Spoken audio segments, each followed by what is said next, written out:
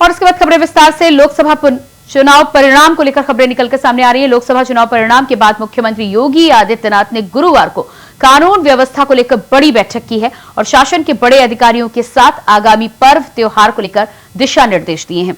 इस दौरान मुख्यमंत्री योगी आदित्यनाथ सख्त लहजे में कई अफसरों को फटकार लगाते हुए भी नजर आए, जिसमें मेरठ, मुरादाबाद, आजमगढ़ मंडल के अफसरों को खरी खोटी सुनाई गई और उन्हें हिदायत दी गई कि अगर जल्द ही कार्यशैली में बदलाव नहीं किया गया, सुधार नहीं किया गया तो कार्रवाई के लिए तैयार रहें। माना जा रहा है कि आने वाले दिनों में ट्रांसफर पोस्टिंग के दौरान ऐसे अफसरों को साइडलाइन भी किया जा सकता है जो लगातार मनमानी कर रहे हैं और जनता की समस्याओं के प्रति लगातार लापरवाह बने हैं।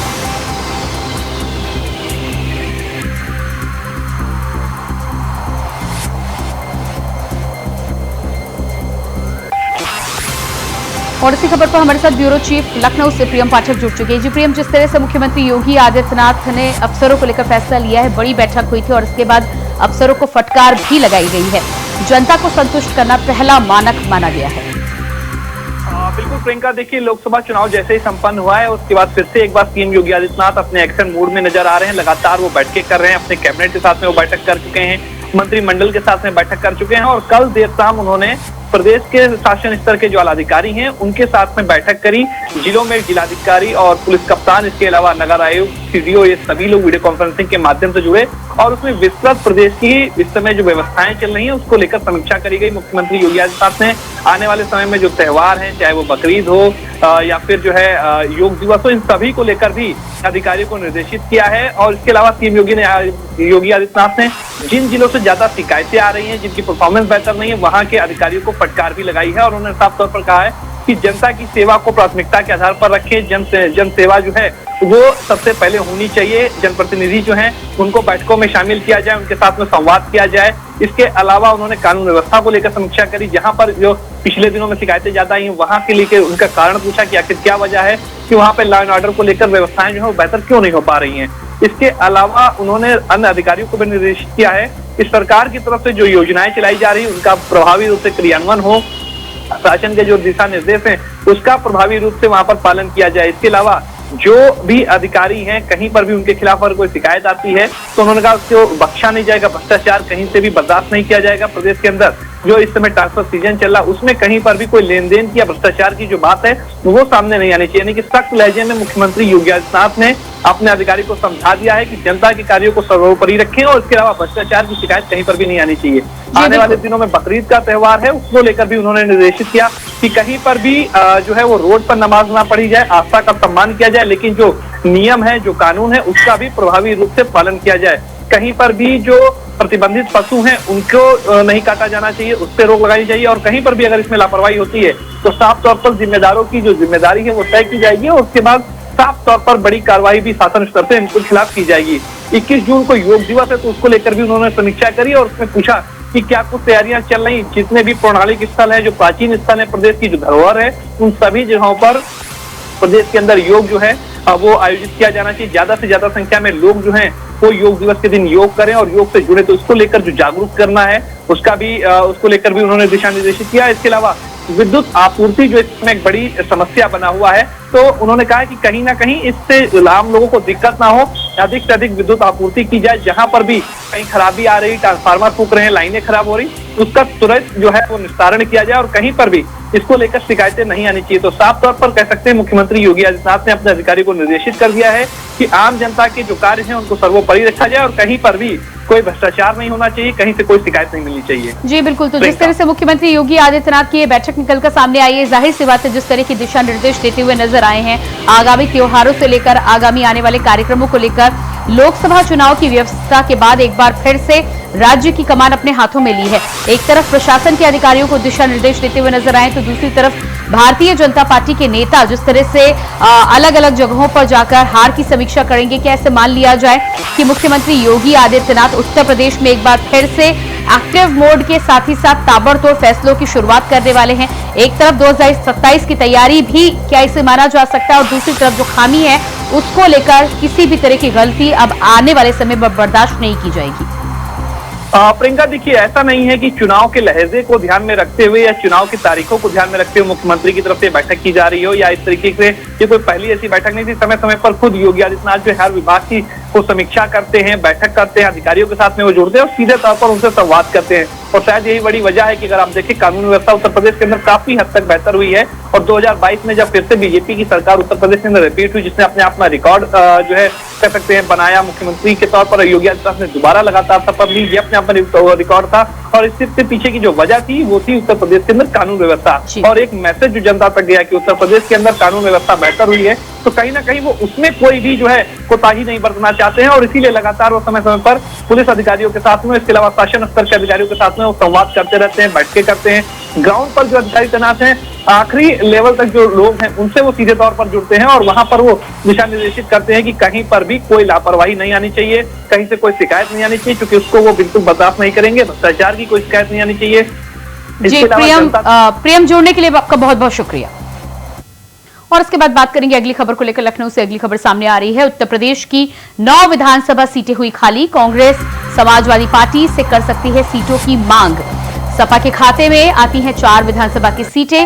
वहीं बीजेपी के खाते की बात करें तो बीजेपी के खाते में 5 विधानसभा की सीटें आ रही हैं। कटेरी, करहल, मिल्कीपुर, कुंदर की सीट पर थे सपा एमएलए। इसके अलावा फूलपुर, गाजियाबाद, खैर, पंचवा, मीरापुर पर थे बीजेपी के एमएलए।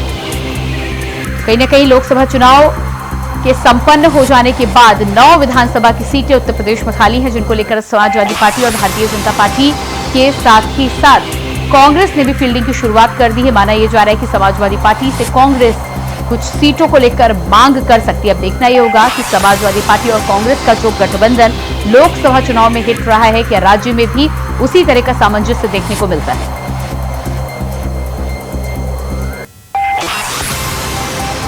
तो उत्तर प्रदेश में 9 विधानसभा सीटों के खाली होने के बाद सियासत में हलचल एक बार फिर से। कांग्रेस कर सकती है समाजवादी पार्टी से सीटों की मांग।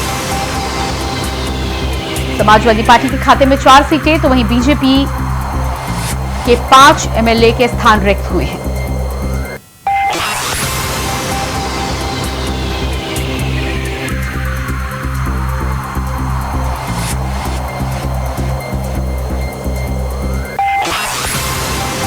उत्तर प्रदेश में लोकसभा चुनाव के संपन्न हो जाने के बाद अब विधानसभा को लेकर बाई इलेक्शन की कवायद की शुरुआत होने वाली है। समाजवादी पार्टी के खाते में 4 सीटें और भारतीय जनता पार्टी के पास 5 सीटें इस समय हैं। ताजा समीकरण के अनुसार समाजवादी पार्टी और भारतीय जनता पार्टी आमने सामने है, लेकिन कांग्रेस भी जिस तरह से लोकसभा चुनाव में बेहतर प्रदर्शन कर एक बार फिर से अपने आप को कांग्रेस ने यूपी में रिवाइव किया है, माना जा रहा है कि समाजवादी पार्टी से सीटों की मांग कर सकती है कांग्रेस।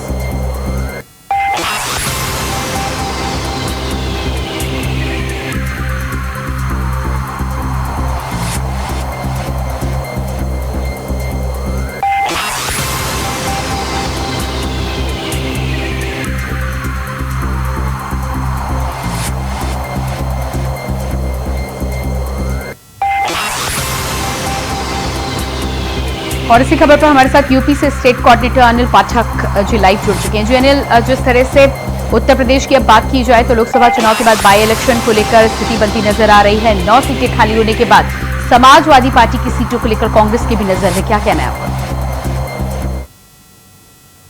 जो है वो सांसद हो गए हैं, वहीं भारतीय जनता पार्टी के 5 विधायक जो हैं वो सांसद चुन करके दिल्ली जा चुके हैं।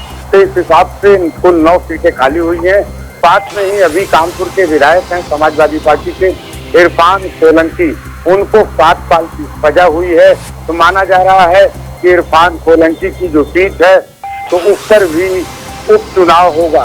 तो इस तरह से जो उत्तर प्रदेश में जो रिक्त सीटें हैं उनकी संख्या बढ़ करके 10 हो चुकी है। रही बात अब इंडिया गठबंधन को लेकर के, जैसा कि सबको पता है कि लोकसभा चुनाव में समाजवादी पार्टी और कांग्रेस ने काफी बेहतर प्रदर्शन किया है।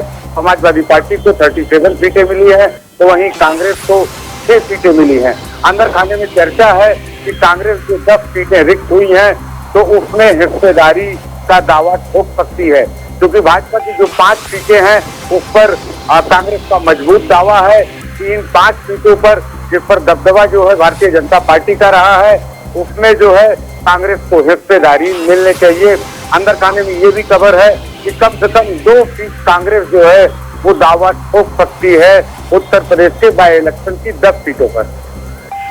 जी बिल्कुल, तो जिस तरह से अब 9 सीटों को लेकर कांग्रेस के द्वारा भी कवायद की शुरुआत होगी, क्या लगता है आपको सामंजस्य को लेकर उत्तर प्रदेश में क्या कुछ देखने को मिलेगा? लोकसभा चुनाव में तो जिस तरह का सामंजस्य और परफॉर्मेंस रहा है उसको लेकर दोनों ही अपनी पीठ थपथपाते हुए नजर आ रहे हैं, लेकिन क्या वही सामंजस्य एक बार फिर से उत्तर प्रदेश में बाई इलेक्शन की सीटों में भी देखने को मिल सकता है? देखिए प्रियंका जी, उत्तर प्रदेश में जो है कांग्रेस और समाजवादी पार्टी का ये दूसरी बार गठबंधन हुआ है। 2017 में भी जब विधानसभा चुनाव हुए थे तो समाजवादी पार्टी और कांग्रेस ने गठबंधन करके चुनाव लड़ा था। कांग्रेस को उस वक्त जो है 105 विधानसभा सीटें मिली थी गठबंधन में, तो इस लिहाज से कांग्रेस जो है कह रही है कि जो गठबंधन का आधार होगा वो 2017 का विधानसभा चुनाव होगा। रही बात 2022 का विधानसभा चुनाव, समाजवादी इस मुद्दे पर सीटें के बंटवारे का तर्क दे सकती है, लेकिन कांग्रेस जो है 2024 के लोकसभा चुनाव और 2017 के जो विधानसभा में गठबंधन हुआ था समाजवादी पार्टी, उस इशू को लेकर के तर्क देने का मन बना चुकी है। जी बिल्कुल, तो इस पूरे मामले में जिस तरह से दोनों के अलग अलग आधार हैं, अब जाहिर सी बात है कि 2017 और उसके बाद के आधार की अगर बात की जाएगी तो टकराव की स्थिति बनती हुई नजर आ रही है। हाँ बेशक प्रियंका, अगर ये इस चुनाव में कांग्रेस और सपा का गठबंधन बरकरार रहता है तो ये उम्मीद की जा सकती है उत्तर प्रदेश में जो सरकार की लड़ाई है 2027 की लड़ाई है वो समाजवादी पार्टी और कांग्रेस एक साथ मिलकर लड़ेगी। लेकिन अगर इस बाई इलेक्शन में ही ये गठबंधन टूट जाता है तो ये माना जाया जाने लगेगा कि जो 27 की बड़ी लड़ाई है उसमें अब जो 2 लड़कों की जोड़ी है वो अलग रास्ते पर निकल पड़ेगी। जी बिल्कुल, तो आने वाले समय में जिस तरह से दोनों ही लड़कों की जोड़ी को लेकर आप बात कर रहे थे, बनते बनते ये गठबंधन यूपी में बना है और आखिरी समय तक सीट शेयरिंग को लेकर बंटवारा चलता रहा है, उसके बाद जाकर ये जीत मिली है। हालांकि जीत से दोनों ही दल उत्साहित नजर आ रहे हैं, लेकिन उससे पहले होने वाले विधानसभा चुनाव में जिस तरह की तू-तू में समाजवादी पार्टी और कांग्रेस में देखने को मिली थी उसे नजरअंदाज भी नहीं किया जा सकता। हाँ बेशक प्रियंका, जो गठबंधन सीट शेयरिंग की बात करें लोकसभा चुनाव को लेकर के तो शुरुआत में समाजवादी पार्टी कांग्रेस को सिर्फ 11 सीटें दे रही थी, बाद में बात बनते बनते 13 पहुंची, लेकिन अंततः 17 सीट पर जो है वो सीट शेयरिंग का फार्मूला समाजवादी और कांग्रेस के बीच जाकर के तय हो गया और परिणाम स्वरूप इंडिया गठबंधन ने बेहतर प्रदर्शन किया। कांग्रेस जो है जो एक आंकड़ा था उसका 2019 का, उसको पार करके वो 6 सीट पर पहुंच चुकी है। समाजवादी पार्टी को भी भरपूर फायदा मिला है, 5 सांसदों से उसकी संख्या बढ़ करके 37 जा चुकी है। तो कहने का मतलब यह है कि गठबंधन से दोनों दलों को फायदा हुआ है, लेकिन इस गठबंधन में दिल कितने मिले हैं इसका जो है परीक्षण जो है आकलन जो है ये रिक्त जो सीटें हुई हैं 10 उसके सीट शेयरिंग को लेकर के हो जाएगा। जी बिल्कुल अनिल जी, इस तमाम जानकारी के लिए आपका बहुत शुक्रिया। और उसके बाद बात करेंगे अगली खबर को लेकर। सुप्रीम कोर्ट का एनटीए याचिकाकर्ताओं को नोटिस जारी, सुप्रीम कोर्ट का काउंसलिंग पर रोक से इनकार। नीट परीक्षा मामले में सुप्रीम कोर्ट में सुनवाई हुई।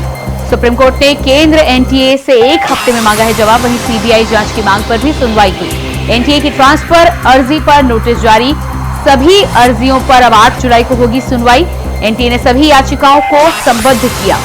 तो सुप्रीम कोर्ट के द्वारा जहां काउंसलिंग पर रोक से इनकार किया गया है तो वहीं एनटीए और सरकार से जवाब भी मांगा गया। अब देखना ही होगा कि 8 दिन के समय के बाद एनटीए अपना किस तरह का जवाब दाखिल करती है। इस पूरे मामले में जितनी भी याचिकाएं आई हैं उन सभी को मिलाकर 8 जुलाई को एक बार फिर से सुप्रीम कोर्ट इस मामले पर सुनवाई करेगी और सुप्रीम कोर्ट की सुनवाई के बाद कहीं ना कहीं छात्रों की जो उम्मीद बरकरार है लगातार इस पूरे मामले में, नीट के पेपर में धांधली के मामले में जिस तरह से अभी तक इंप्रूवमेंट निकल कर सामने आई है, तमाम 1563 छात्रों के ग्रेस मार्क्स को हटाया गया है। दोबारा 23 जून को चुनाव कराया जाएगा और उसके बाद 30 जून से पहले नतीजे निकलकर सामने आएंगे। लेकिन इस पूरे मामले में अभी भी छात्रों का ये कहना है कि तमाम ऐसे छात्र हैं जिनके साथ न्याय नहीं होगा। अब देखना ही होगा कि सुप्रीम कोर्ट से क्या कुछ निकलकर सामने आता है। और इसी खबर पर हमारे साथ दिल्ली से संवाददाता अजय चौहान लाइव जुड़ चुके हैं। जी अजय, जिस तरह से सुप्रीम कोर्ट का आदेश निकलकर सामने आया है, केसेस पर सुनवाई करते हुए एनटीए और सरकार से जवाब मांगा है, 8 दिन का समय दिया है, लेकिन उसके साथ ही साथ काउंसलिंग पर रोक से इनकार भी किया है।